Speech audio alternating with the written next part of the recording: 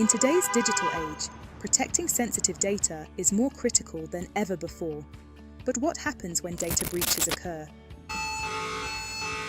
The Data Breach Register serves as a centralized database where organizations are required to report incidents involving the unauthorized access, disclosure, or loss of personal information. Why organizations need a data breach register? Mandatory reporting. Organizations must promptly notify the centralized database where organizations are required to report incidents involving the unauthorized access,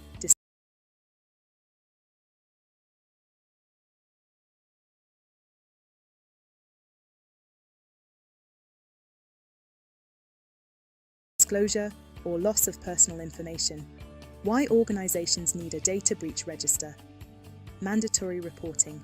Organizations must promptly notify the Nigeria Data Protection Commission and affected individuals in the event of a data breach. This ensures swift action to mitigate risks and safeguard personal information. Detailed records. The register maintains detailed records of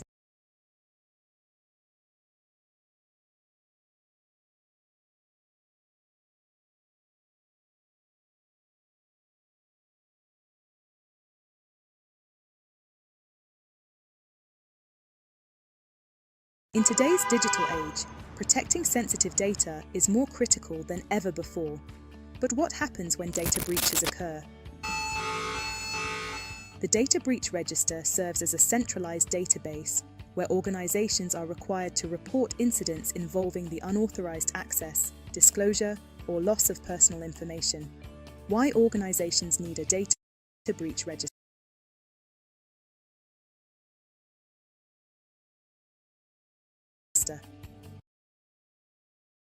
Mandatory reporting.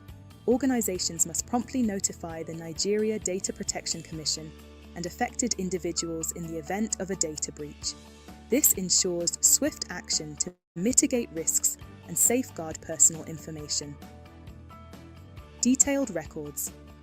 The register maintains detailed records of reported breaches, including the nature of the incident, the type of data compromised, and the remedial actions taken by the organization. Compliance and enforcement. Non-compliance with data breach reporting requirements can result in significant penalties and reputation damage for organizations. The register helps enforce regulatory standards.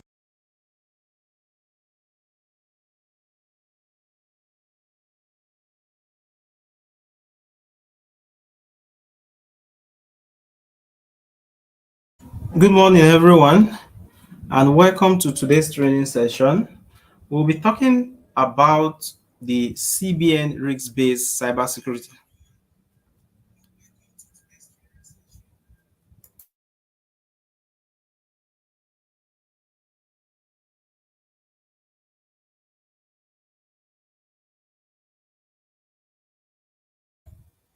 So we'll be talking about the CBN risk-based cybersecurity framework. So we are going to explore how you can submit your report today. I know a whole lot of chief information security officers have challenges in terms of knowing how to submit their reports, and that's why we're having this training. So let's get started. So one thing we must understand is that the deadline for submission is March 31st, 2024. I know a public holiday is coming up, but you should also understand that because of the Paperlite system used by the Central Bank of Nigeria, you can still submit your report up till March 31st, which happens to be a Sunday. So you can still submit your report online. So don't be scared, don't be worried. It is March 31st that is the deadline. So you can submit your report online. There's not you don't need to go to any of the central bank offices to submit your hard copy report. So it's now digitalized. So you send it online. So you have up to March 31st to submit your report. Now, when you want to submit your report, these are the things you need to know.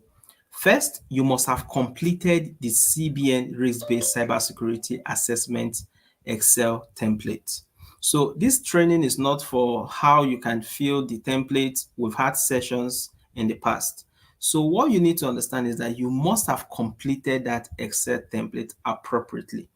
Don't send in a template that is incomplete, because at the end of the day, it will be turned down by the central bank.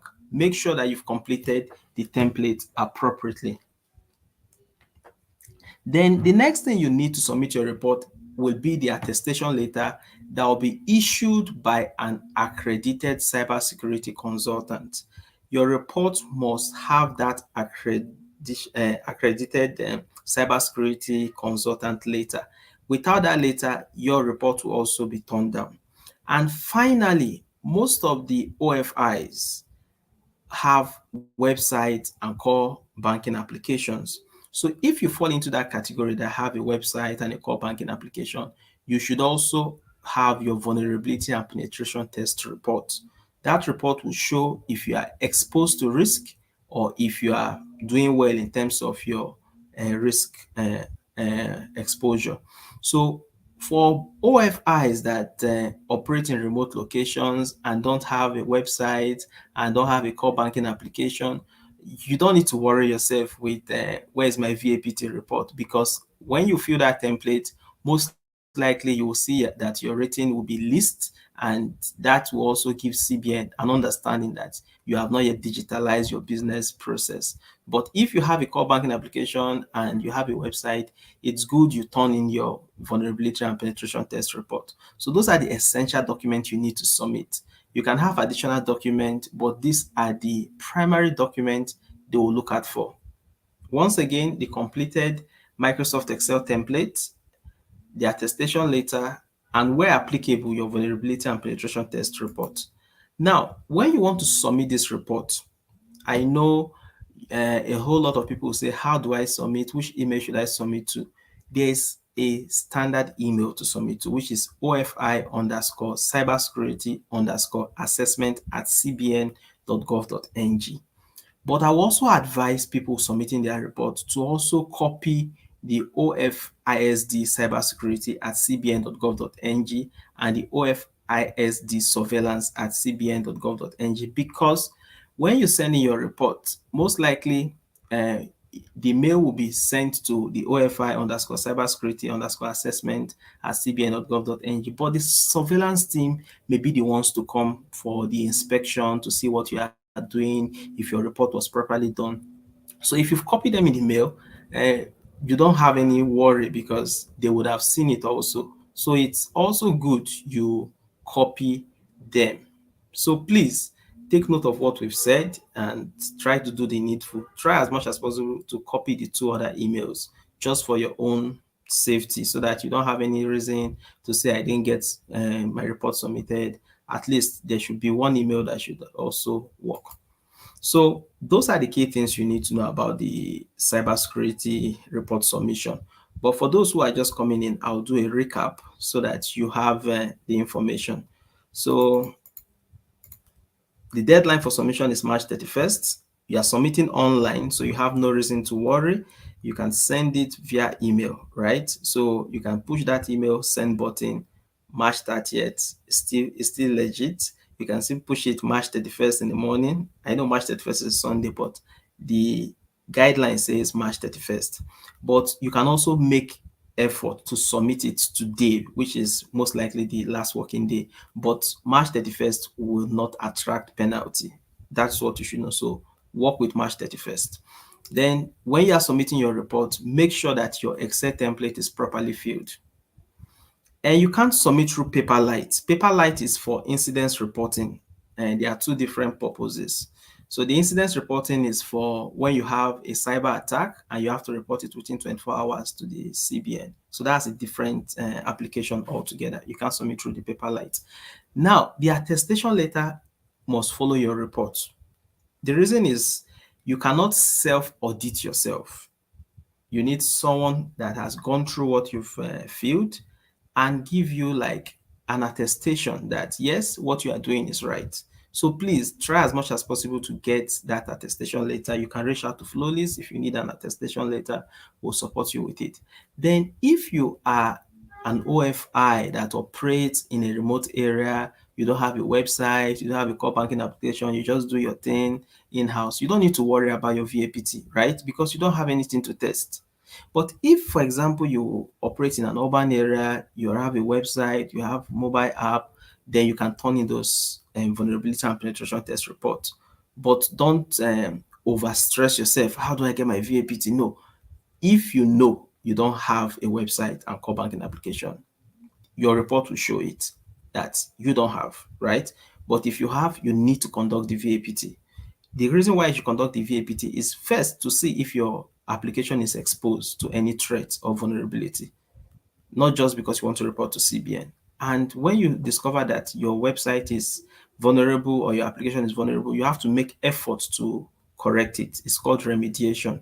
So those are the things you need to know. Then the email to submit is OFI underscore cybersecurity underscore assessment at cbn.gov.ng. But I will advise try to copy the other two emails displayed on your screen. The reason is the surveillance team may come over, right?